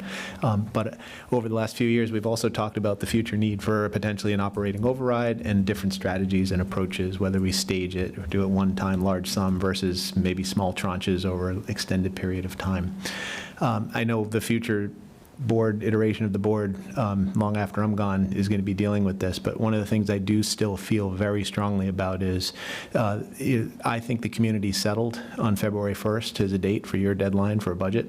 I look at next year and entering into the fiscal 25 year as a very pivotal year for the community. We will have a new superintendent of schools joining us. And in the spirit of collaboration and the need to do a lot of probably scenario planning around finances, I'm still a strong proponent of letting the administration have as much time as possible to explore budget options prior to going through the FinCom process. As we did tonight and as the planning board is doing, I think there's a way to manage those finance committee meetings in such a way that they can hear the non-financial articles in advance to keep them moving efficiently, moving into Springtown meeting. But I still feel strongly, and I know Mr. Erickson, yours tries to remain politically neutral, your voice. So I'm speaking here as a political voice saying I think it's an important message that this board send political air cover to our town administrator to give them as much latitude for planning so we can have decisive recommendations at the beginning of the process as opposed to a known, partially complete budget proposal that has to be revisited. So I would personally endorse the idea of a March 1st deadline for the budget. And, again, we should talk about it, but I still feel very strongly about that. Following up on that, there are some things that are in the bylaws that would have to change to make that happen. So we can discuss what those are. But those can be on the warrant. That's what I'm saying. Let's look at the whole picture. I'm just completing the picture. That's all. Okay. Anything else? Just one other thing. Mr. Erickson, I know that this may have been like a temporary stopgap, the technical support that you had to pivot to that bridged the school and the town. Was it the technical support or was it? IT support? IT support? Are you talking about the adjustments that we made in the IT department? No, did we lose someone that then began to serve at both the town and Dennis the? Roach. Right. So we made, correct. So we did, we had some turnover in our IT department. We had the director retire, and then the assistant director got lured back by the private sector, all within a couple months of each other. One thing that I had been for a long time working on exploring is how can we, and it actually came up in my predecessor, Bob Rooney, who was the interim town administrator, he did a town administrator sort of study at the time. Study, yeah. And one of the recommendations was exploring merging the IT departments between the town and the school. Now, legally, we can't necessarily merge the departments. There's actually a master general law that keeps school functions separate from town functions, as I understand it from legal counsel. But there is a way to allow for there to be more synergies between there. So prior superintendent and I and the current interim superintendent and I had been exploring how can we do that. With the turnover in staff, that was an opportunity for town administration to work with the superintendent and the school committee, because on the school side, the school committee actually does the hiring of their their sort of leadership team, their administrative team, whereas on the town side, I'm the hiring authority. To come into an agreement whereby the school IT director, Dennis Roach, would actually assume an oversight role over both school and town. It's about a 60-40 split school to town, so it's not a 50-50 just because the needs of the school are that much greater, just given it's a bigger population, it's all the students, it's all the teachers. But that way we can have a holistic look at our entire IT needs. There is a lot of overlap. There's a lot that's not overlapped. So it's still important for the town to have an IT department and for the school to have an IT department. But there's a lot of overlap that can happen, and Dennis can help us with that, or that position can help us with that. So that is what we put in place a handful of months ago. We are still working to backfill essentially a head of the town IT side. Okay.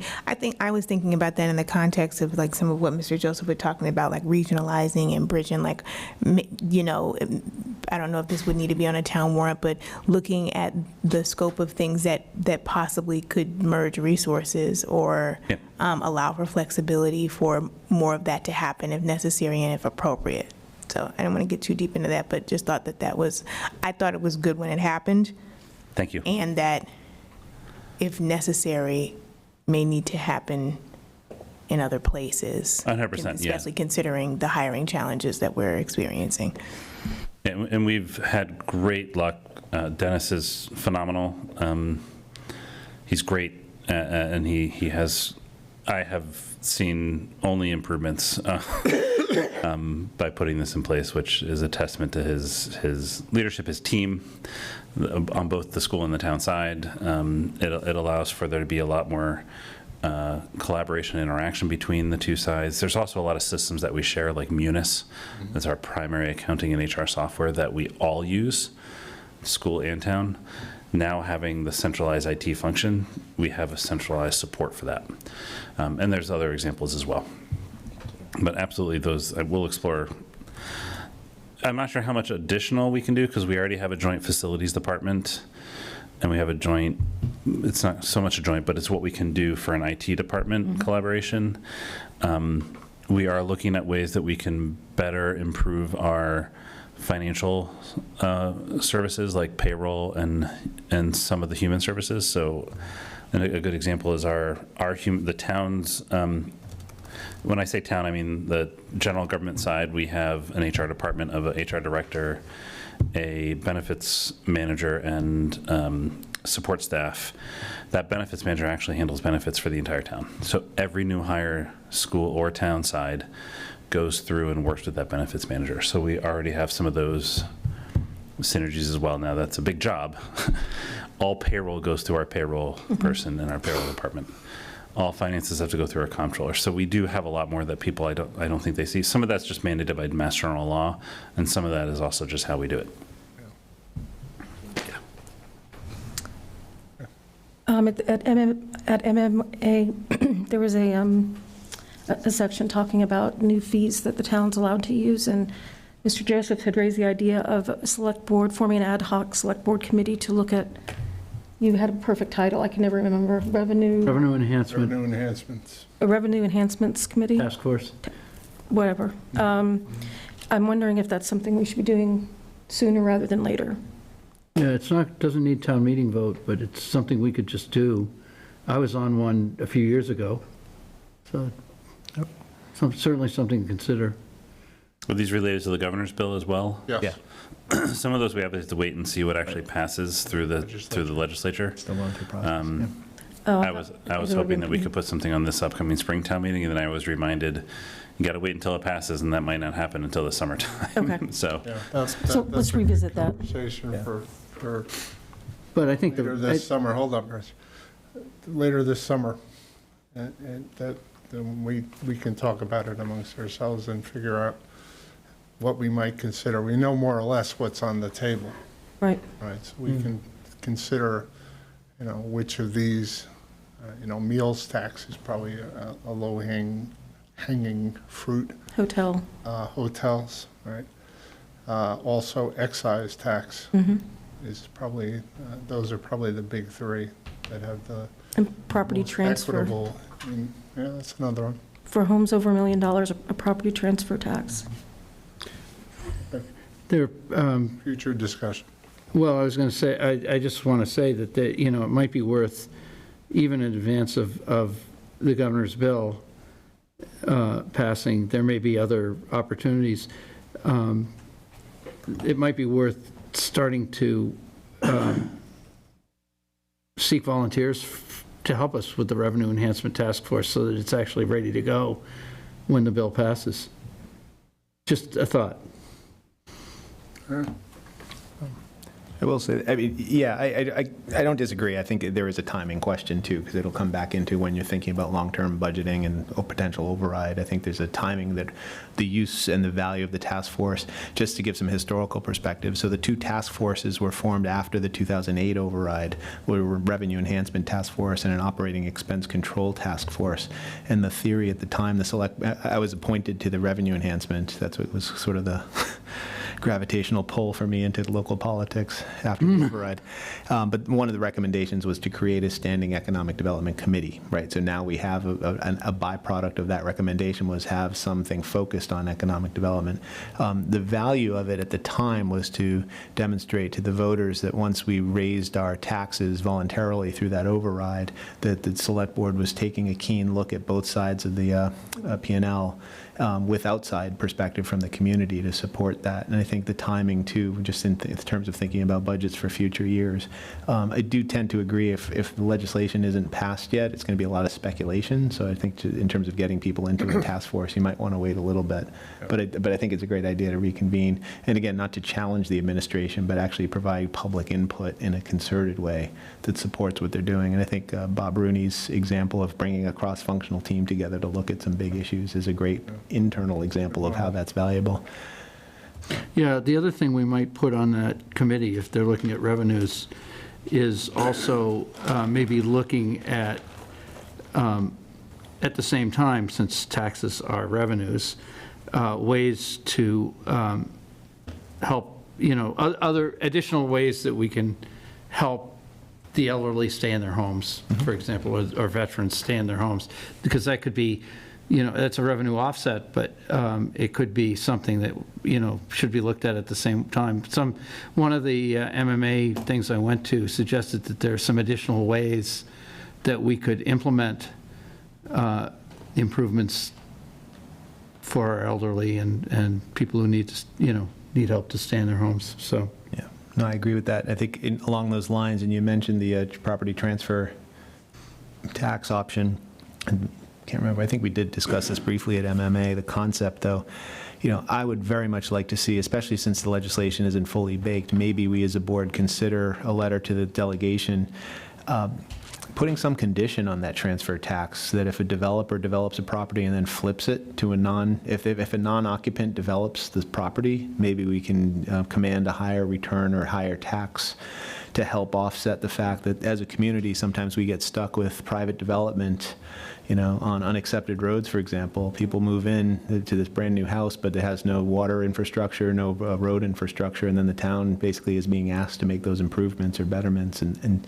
if we don't, it's on the residences that move into those locations. So to Mr. Sidney's point, I think we have two sides of that coin, helping people stay in their homes, but also slowing down the impact of opportunism that leaves the town stuck with the bill or the headache, one way or the other. So I'm wondering if there might be a window of opportunity with this legislation. I was going to call it investment opportunism. They're coming in and profiting. Yeah. Which, again, I don't begrudge the development, but I do think there needs to be more equity in terms of what we're left with as a community, what the future tenants in those, or buyers of those houses are, they think they're buying one thing, but they don't realize they're on an unaccepted road or have no sewer. Right. Oops, right. I do think they have to disclose that, though, right? Whether they're on a town water or sewer. And, Well, because just goes title. Forgot what Title V, I think, with if you have a septic tank, you have to certify that the septic tank is meeting Title V requirements. And Right, but they don't have to disclose unaccepted roads, and people who... that's correct. Unaccepted roads is different. Yeah, and people wouldn't understand it even if they did have to disclose it. That's true. It would take at least a It's month. complicated in Massachusetts, for sure. Yeah.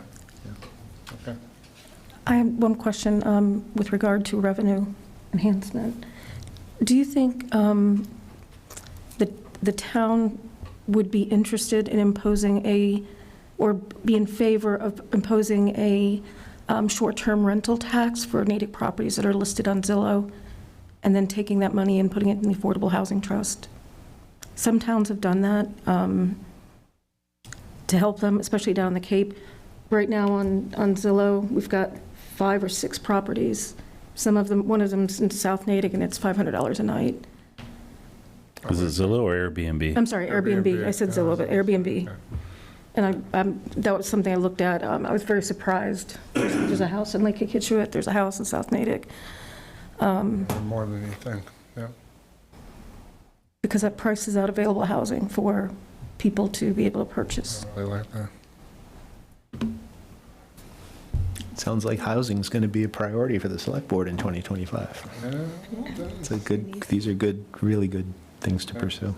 good suggestions. Okay. Any others? Okay. Last but not least is special town meeting, and this is just a placeholder. I'm not going to set a date tonight, but we'll probably have something to say, something more to say at the next meeting, which is again February 5th. I want to work back the dates from Springtown meeting. We have to give 28 days notice for a special town meeting, and I have to figure out how much time we want to allocate to allow people to submit warrant articles to the special. So, And let's keep in mind that that Tuesday night is a holiday, that we're probably going to have to adjourn town meeting that night without actually meeting. we've So already talked about that. that'll So be- Thank you for bringing that up, because Yeah. the first night of scheduled town meeting is the second night of Jewish holiday. So what we'll do is we'll open the town meeting and then Immediately adjourn. to Thursday. So there'll At least, be at more least that's what town meeting may do. made. It's really up to May do. town meeting to It's- decide that. That is very true. That is very true. It's up to the people who are voting at town meeting. So, yes, that is But not let's not, a surety. let's not call a special to start that night. We have to do it by the charter bylaws. That's a 60 really days. good point, Mr. Sidney, so I Yeah, will the special do can it be as starting any night. Thursday. That's great, The annual has to start that Tuesday, but the special doesn't. great point. Okay. Duly noted. Okay, What happens if there's no quorum when it has to officially start? Oh, then it doesn't. Then it just doesn't The start? idea is that Yeah. you tell everybody to stay home, you open town meeting and continue it to Yeah. Thursday. Yeah, the moderator just declares it's adjourned. Understood. Thank you. do that. And if two people show up, they can vote to adjourn. Okay. It's usually, You just can't take action on anything. If you don't have a quorum present, Right. I'm not sure how have to town vote. meeting, but for like, if this body didn't have a quorum present, you can technically open the meeting just to adjourn. You can't take any action on anything. Right. Yeah, town meeting works the same way. Same way, yeah, yeah. it does. Sometimes town meeting is exempt from But you some do of need those two rules and people, one regulations. to move, one to second. It's usually, it's often, well, we won't go into the details, but on to the consent agenda. Okay, so we're going to start by pulling item B, which we've already dealt with, and pulling item F at the request of the chair. Does anybody want to pull any of the other items? Just for clarity, item B has not been dealt with. Well, we talked about it during the hearing. Correct, but the approval of We the can't approve it. manager is different than the change of officers and directors and the change of stock interest. So the hearing was for one thing, Oh, yeah. the vote and the Yep. consent agenda is for another Right, thing. just add that back in. Okay, so we'll Keep leave it that on the back in, so consent. we're not pulling B. Right. Only F. Okay, so we're pulling F. So why don't we deal with F first? Okay. Mr. Chair, if you're recusing yourself, I believe you're required to leave the room. Okay, Really? Yeah. I don't think so. I don't think so. Still a Well, public that's what I've meeting. heard. I've heard in prior meetings that a recusal, Well, you what does keep, the law say? I don't think you're required to leave the So either, room. but whatever, he's gone. in any event, Yeah. Yeah, I'd like to work with Will. I'll wave to you when we're done. I mean, yeah, well, so item F is a vote to uphold Terry Evans' reappointment to the Open Space Advisory Committee from July 1, 2023 through June 30th, 2026. Can I have a motion? I have a question. Go ahead. What does it mean to uphold? So she was appointed and then didn't get sworn in time, so we have to essentially reapprove her a appointment so she can get yeah. sworn. Basically, the town clerk was going through the records and found that she did not get sworn into the appointment. So anytime you're appointed, even if it's a reappointment? I know. Okay, great. Okay, that makes sense. So is this necessary? There isn't necessarily a required time frame by when you have to be appointed, but I think the town clerk is just trying to make sure that her records are clear. Okay. And since Ms. Evans was not sworn in at that time, she's just trying to make sure that the records have it clear. She was appointed, so it's a reappointment. Or So I move to uphold Terry Evans's reappointment to the Open Space Advisory Committee from July 1, 2023 through June 30th, 2026. Second? Anybody? I'll second. All in favor? I thought that's what you were doing too. I thought you were saying. We thought you seconded. Yeah. Oh, no, That's fine, sorry. That's fine. Yeah. All in favor? Aye. Aye. Aye. Okay, 400 with Mr. Evans recusing. it's as if you could hear. As if. So can I go home tonight? Selective hearing. I think you can go home, dear. I don't know if this is the right time to say this, or if I should wait till the Select Board. select board concerns. I can wait till the select board concerns. It's fine. Okay. Let's move this consent agenda. So the remainder of the consent agenda, items A through E, I move approval. And G. NG. And G. Do you need to read the items? Have to read them. Oh, yes, I'm sorry. Consent agenda, item A, approved meeting minutes for May 3rd, 2023, May 17, 2023, May 31, 2023, October 4th, 2023, October 16th, 2023, December 12th, 2023. Item B, approved change of manager for California Pizza Kitchen. Item C, approved change of manager, Open World Entertainment LLC, DBA Level 99. Item D, approved Natick Center Cultural District's request to hang a farmer's market banner across Main Street for the week of April 29th through May 5th. Item E, approved letters designating Morgan Griffiths as representative to the MWRTA Advisory Board and MBTA Advisory Board. And item G, approve the Boston Athletic Association's request for a parade permit for the 128th Boston Marathon on April 15th, 2024, and I so move. Second. Seconded by Mr. Joseph. All in favor, please say aye. Aye. Aye. All right. Thank you. On to town administrator notes. I've said a lot tonight, and I have no additional notes. Okay. I guess I'll briefly note a big shout out to our Public Works team for all the hard work they've been doing with the storms recently. They've done a great job. Brian Casey is the head of that operation, along with the team members, but he's really been excellent. And even on Monday night, the superintendent gave a shout out to him because the team has done a great job at, even being short in staff, keeping sidewalks as open as possible, especially around schools, public transit stations, along those lines. So just want to give a shout out to the team. Thank you, Mr. Erickson. Okay, select board concerns. Ms. Pope, did you have something? Yes, I do. Thank you.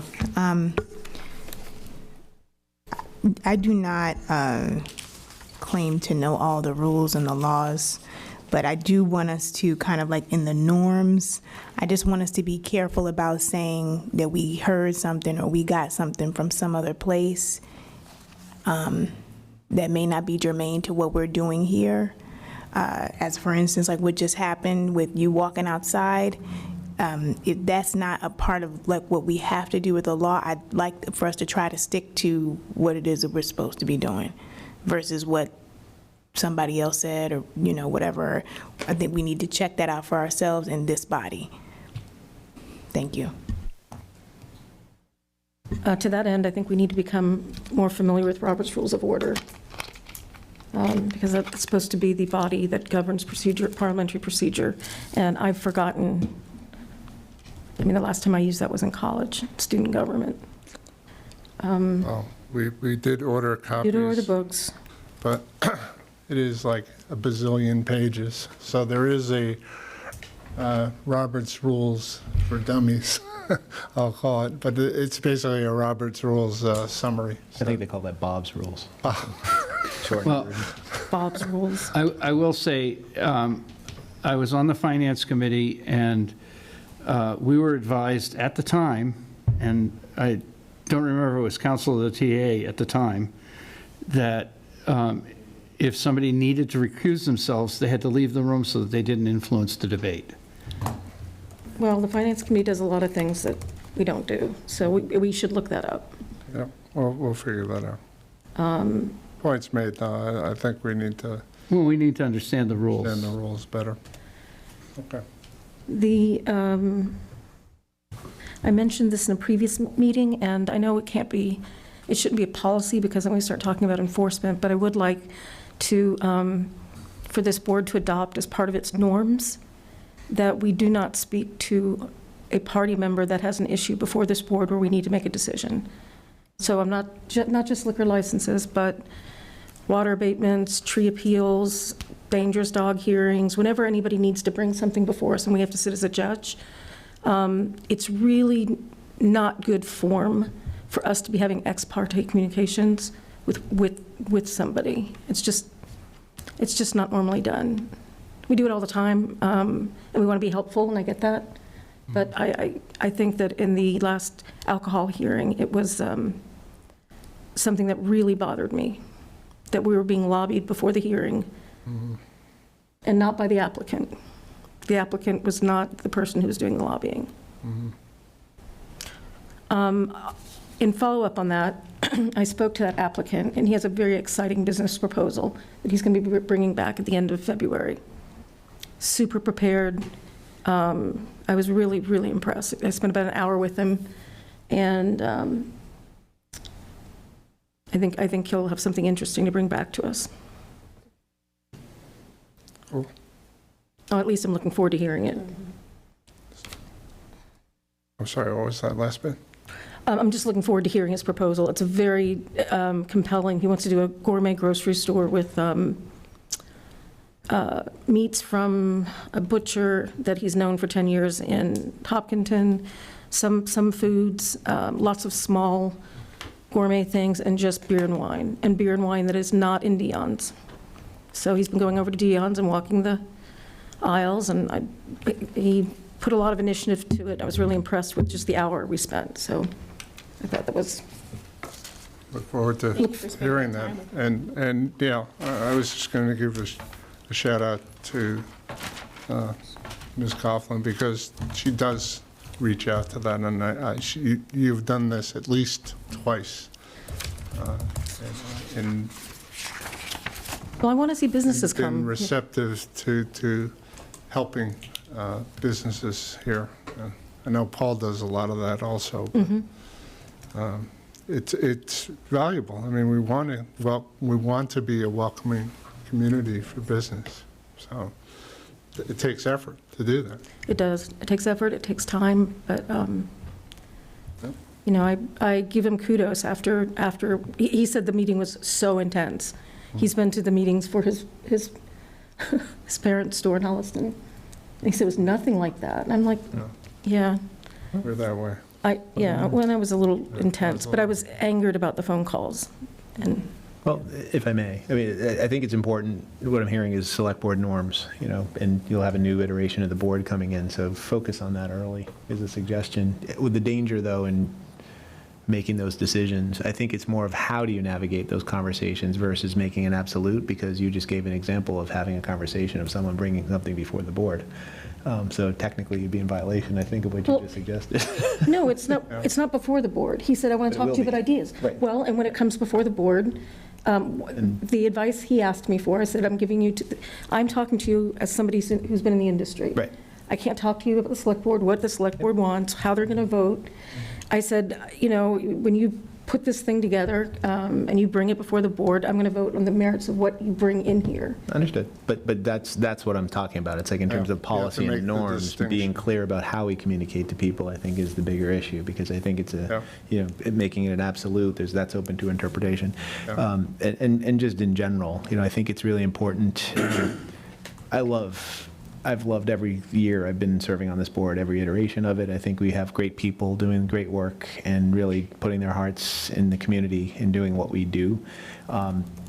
But it's also important for every individual member to remember that you're individual members too. So there is that obligation. The little friction's not bad sometimes, and I think the public, does have different relationships with the elected officials, and when things aren't harmonious, it's important for people that are on dissenting sides of issues to hear and represent that part of the community too.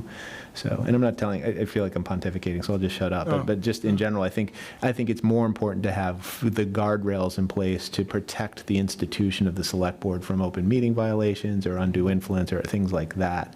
But try to keep as much flexibility for each of these elected officials to do what they were hired to do and represent direct people.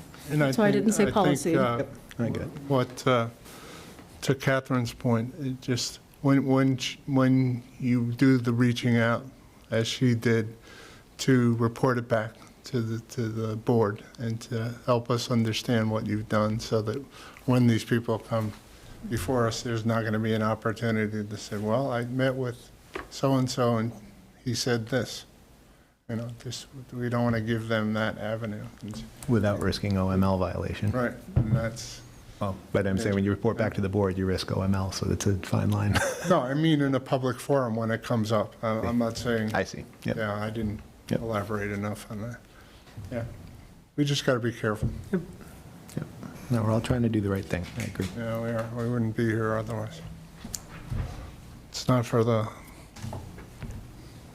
I won't say it. Okay, any correspondence? I'll take that as a no. And I'm ready to adjourn if Mr. Sidney is. Move to adjourn. I will second.